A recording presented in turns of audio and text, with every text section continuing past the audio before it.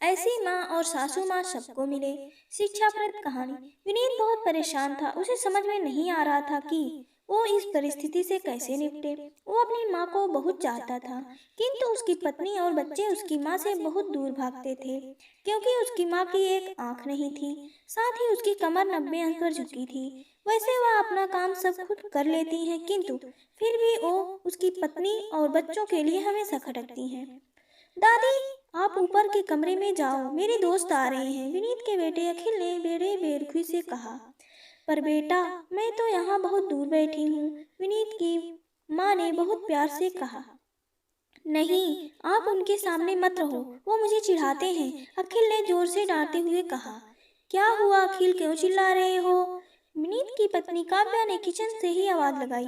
देखो ना माँ, ये दादी यही ड्राइंग रूम में बैठी हैं और मेरे दोस्त आ रहे हैं, अखिल ने शिकायत भरे लहजे में कहा। माँ जी, आप ऊपर चली जाओ, क्यों हम लोगों को लजवाती हो? काव्या ने बेटे का पक्ष लेते हुए कहा। बेचारी शारदा चुपचाप उठकर जीने के सहारे ऊपर जाने लगी।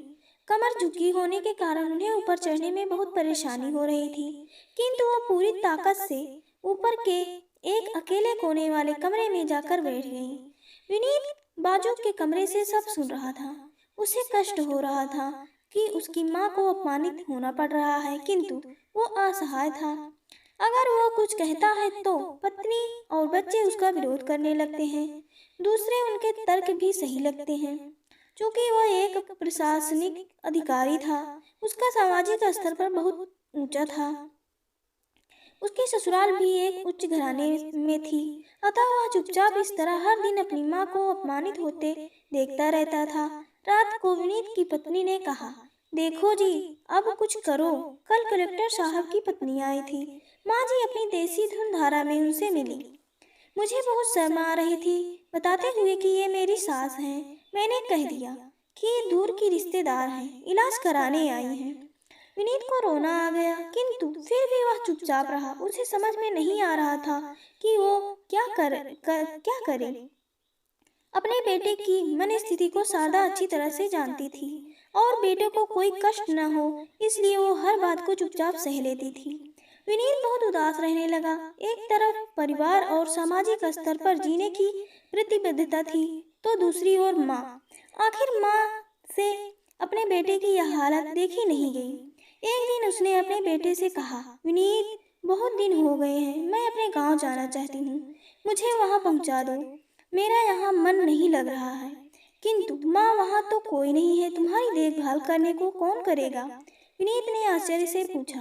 अरे, सब गांव वाले तो हैं, वो तुम्हारे मामा जी तो उसी गांव में रहते हैं, और फिर हम सारी व्यवस्थाएं कर आएंगे ना। बहू काव्या को तो जैसे मन की मुराद मिल गई हो।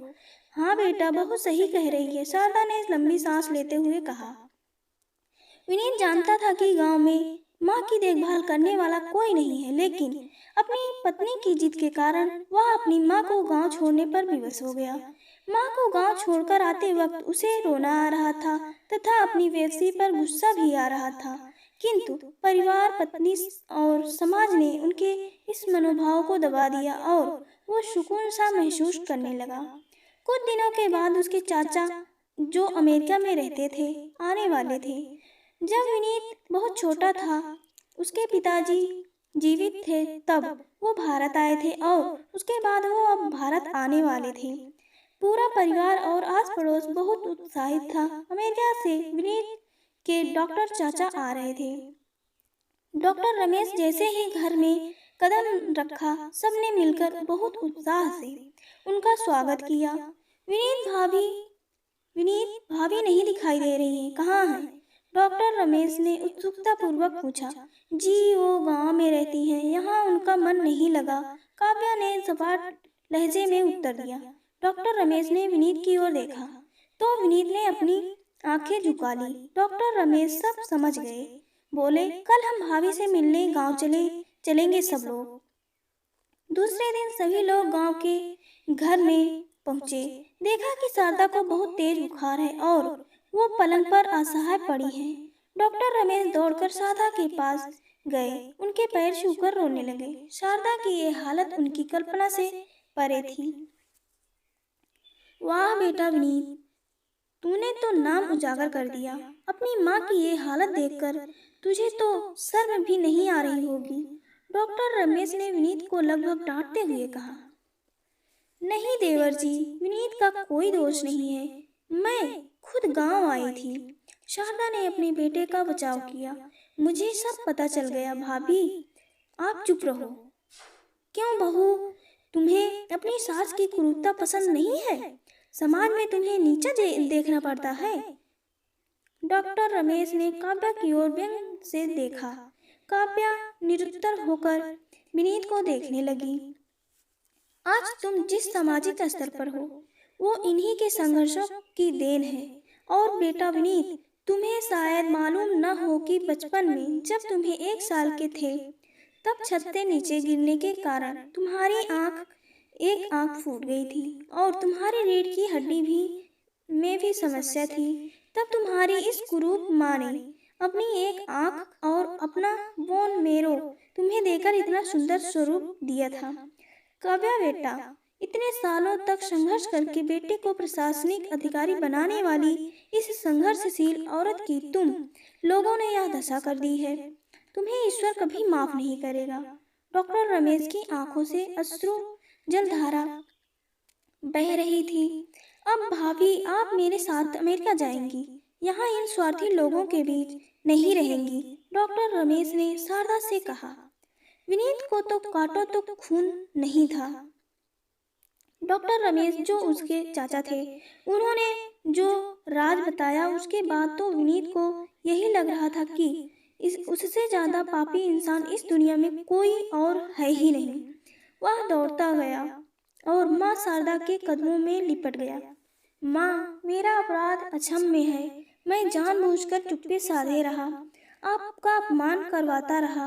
अब सिर्फ आप ही उस घर में मेरे साथ रहेंगी और कोई नहीं। विनीत ने अपने दृष्टि से अपनी पत्नी और बच्चों को देखा। काव्या को भी बहुत पश्चाताप हो रहा था, किंतु उसकी हिम्मत नहीं हो रही थी कि वो शारदा से आंखें मिलाए।